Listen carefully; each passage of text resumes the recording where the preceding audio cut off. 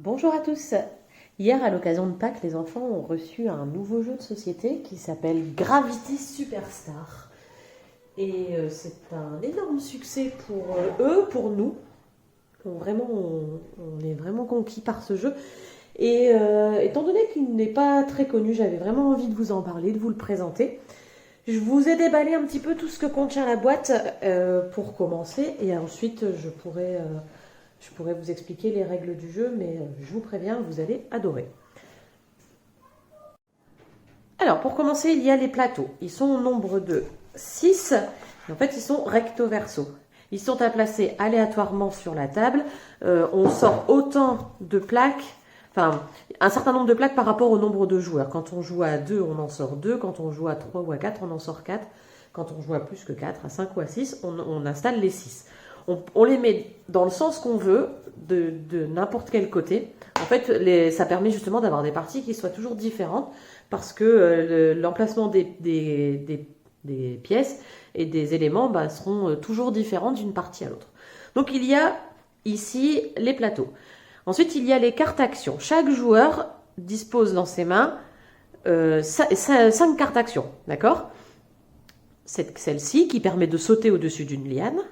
Celle-ci qui permet un déplacement de 2 cases à droite ou à gauche. 1, 2, ou alors 1, 2.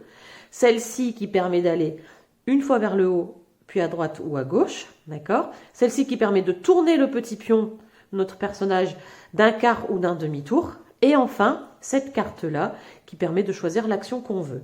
Au verso de chaque carte, il y a l'élément violet qui permet en fait de faire une action simple et de déplacer le bonhomme soit de droite, soit vers la gauche.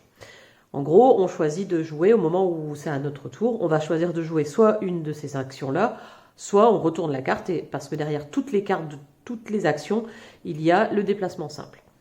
Donc on a chacun 5 cartes actions. Il y a également sur le plateau, on va placer des étoiles. Les étoiles, alors les couleurs sont placées aussi aléatoirement. On va les placer, vous voyez, là où il y a des petites étoiles bleues, mais là où il y a des étoiles roses également. Les étoiles roses, je vous expliquerai après à quoi elles servent. Le but du jeu est de récolter le plus d'étoiles possible en faisant déplacer notre petit personnage. Alors chaque étoile vaut 1 point. Si on arrive à faire des paires d'étoiles, donc 2 étoiles roses, 2 étoiles vertes, 2 étoiles oranges, au lieu d'avoir 2 points, on a 3 points. Voilà, ça fait des combinaisons de 3 points. Les petits personnages, chacun choisit sa couleur. On prend la carte en fonction, pour se souvenir de quel personnage on avait choisi au départ. Il y a un petit cylindre transparent qui permet d'indiquer la porte ouverte.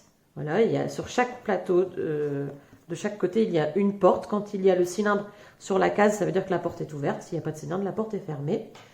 Il y a les jetons. Alors, ce sont les étoiles roses qui permettent d'avoir des jetons roses. Et ces jetons roses permettent de rejouer. À chaque tour, on peut rejouer une seule fois. Tant qu'on a des jetons, à chaque tour, on peut rejouer. Mais à chaque fois, c'est une seule fois. Pour pouvoir les récupérer, il suffit que notre petit bonhomme passe devant une étoile rose à condition qu'elle soit découverte. Si par exemple, il y a des étoiles là et qu'il passe pour récupérer celle-ci, il récupère l'étoile, mais il ne récupère pas de pion comme ça. Ça viendra par la suite s'il repasse une deuxième fois sur la case vide représentée par une étoile rose. Voilà, comment on va jouer ? Je vous propose de préparer un plateau avec quelques petites situations et comme ça je vous montre les différents déplacements et le but du jeu.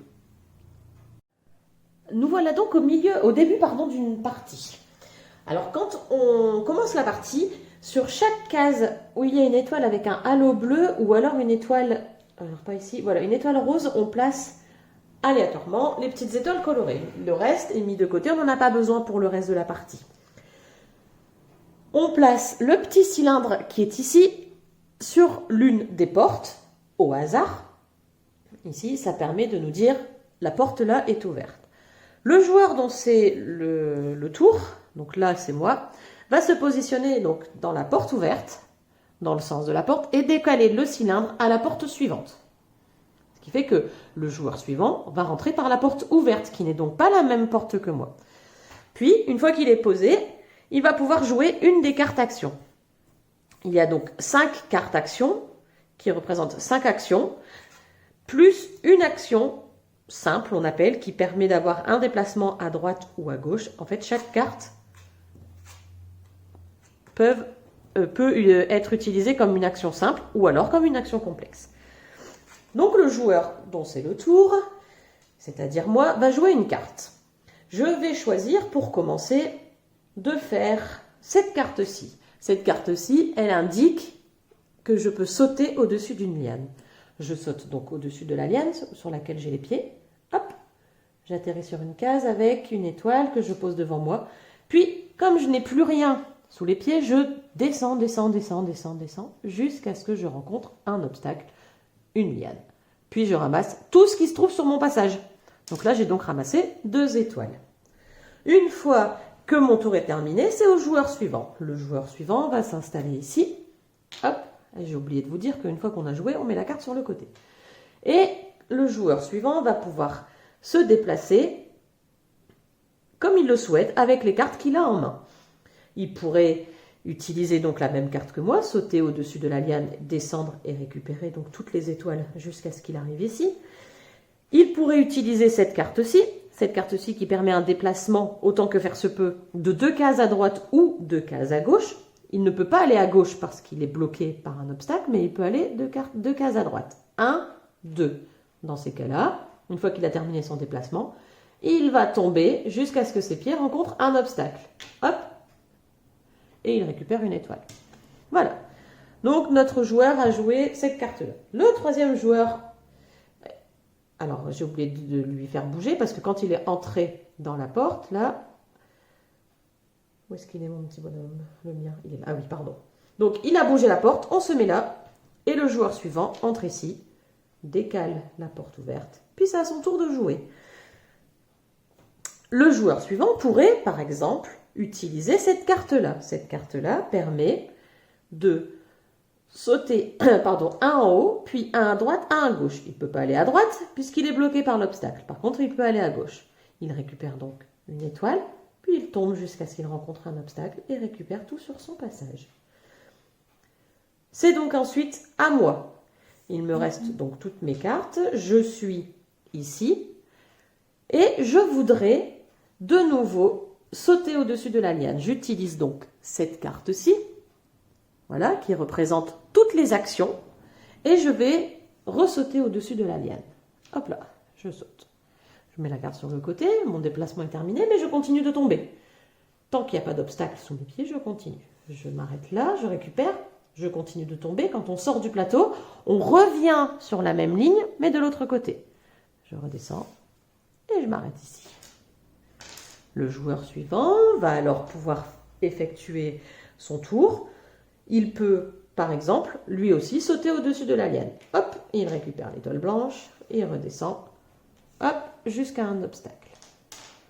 Dans le cas où, lors d'un déplacement, on va se trouver sur le passage de quelqu'un, d'un adversaire. Imaginons que ici, nous avons notre petit personnage vert, puis le blanc qui saute au-dessus de la liane, qui récupère son étoile, il descend, et il se retrouve soit en passant dessus, soit en s'arrêtant sur la même case qu'un autre adversaire. L'adversaire se retrouve à la maison, il rentre, il est éjecté du plateau, et le joueur qui l'a viré peut alors récupérer dans son jeu soit une étoile, soit un jeton. D'accord? Donc il prend ce qu'il veut. Là, dans la collection des verts, il n'y a que 2 étoiles. Le transparent peut alors récupérer une étoile. Puis, quand ce sera au tour du vert, il reviendra par la porte ouverte. Hop, il revient. Puis, il va envoyer le cylindre sur la porte suivante, sauf qu'il y a quelqu'un, il y a moi, donc ça va sur la porte d'après. Au fur et à mesure de l'avancée, on va enlever des étoiles sur le plateau. On va en récupérer petit à petit. On va essayer de faire, hop, des paires, parce que c'est ce qui nous ramènera le plus de points. Et puis, quand les étoiles vont être prises, elles vont dévoiler parfois des étoiles roses. Les étoiles roses permettent de récupérer des jetons action. Les jetons, pas action, rejouer, pardon. Les jetons rejoués permettent de rejouer, soit au moment où on l'a récupéré, soit au tour suivant ou au tour d'après. En fait, on peut rejouer une seule fois à chaque tour, tant qu'on a des jetons rejoués. Dans ces cas-là, on réutilise une des cartes qui nous reste. Mais les jetons rejoués peuvent aussi nous apporter des points à la fin de la partie. La fin de la partie, justement.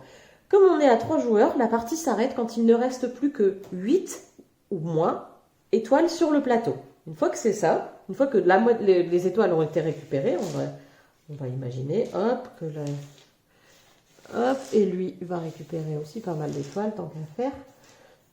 Voilà. Alors, 1, 2, 3, 4, 5. Voilà, là, on est à 8 ou moins. C'était donc à mon tour, c'est moi qui ai joué. J'ai récupéré des étoiles de manière à ce que sur le plateau, il n'en reste plus que 8 ou moins. La partie s'arrête automatiquement. Même si le tour de jeu n'est pas terminé, la partie s'arrête. On va alors compter le nombre de points que nous possédons. On va imaginer qu'on ait aussi des pions rejoués. Pour pouvoir compter les points, on va commencer par faire des paires. Des paires de couleurs. Hop, hop. Voilà. Si on regarde mon jeu, chaque paire permet d'avoir 3 points. Une étoile toute seule permet d'avoir 1 point. Un jeton rejoué permet d'avoir 1 point. J'ai donc 1, 2, 3, 4, 5, 6 paires. 6 paires à 3 points, 6 x 3. J'ai donc déjà 18 points. 19, 20, 21, 22, 23, 24. Les autres joueurs comptent. Et on va imaginer que mon joueur de droite a également 24 points. Ce qui fait que nous nous retrouvons à égalité en tête de la partie. Et pour nous démarquer, pour savoir qui a vraiment gagné, on va regarder le nombre d'étoiles roses, de pions rejoués que nous possédons. Celui qui en possède le moins remporte la partie. Moi j'en ai 2, mon joueur de droite, mon adversaire, en a un seul. Donc c'est lui qui remporte la partie. Voilà, je vous ai fait une présentation, somme toute assez rapide. Les règles du jeu sont assez simples à comprendre, vraiment. C'est très simple, mais c'est un jeu qui demande à la fois de la réflexion et puis un peu de stratégie. C'est pour ça aussi que Zélie, je pense, elle s'en sort très très bien parce que c'est vraiment une fine stratège. C'est un jeu qui me fait un peu penser aux échecs parce qu'il faut essayer de prévoir les coups des adversaires, mais également les nôtres, pour récupérer le plus d'étoiles possible. Au-delà de la méthode de jeu, ce qui plaît aussi beaucoup, que ce soit aux enfants ou à moi, c'est les éléments du plateau. Je le trouve hyper lumineux, les petites étoiles en plastique translucide coloré, là, je trouve que ça apporte vraiment du fun et on est vraiment dans l'ambiance un peu fantastique, fantasy. On l'a reçu, on l'a acheté, on l'a offert aux enfants hier. Et en fait, depuis, on enchaîne les parties parce que c'est vraiment addictif. Même Malo, qui n'a que 5 ans, avec notre aide, bien sûr, il s'en sort, mais super bien. Donc voilà. C'était donc Gravity Superstar, un jeu qui est recommandé à partir de 7 ans, mais je vous dis, Malo, avec notre aide, à 5 ans, on peut y jouer. Et il est vendu au prix de 30 €. Je vous souhaite une bonne fin de journée, de bons moments de jeu en famille et à bientôt pour une présentation.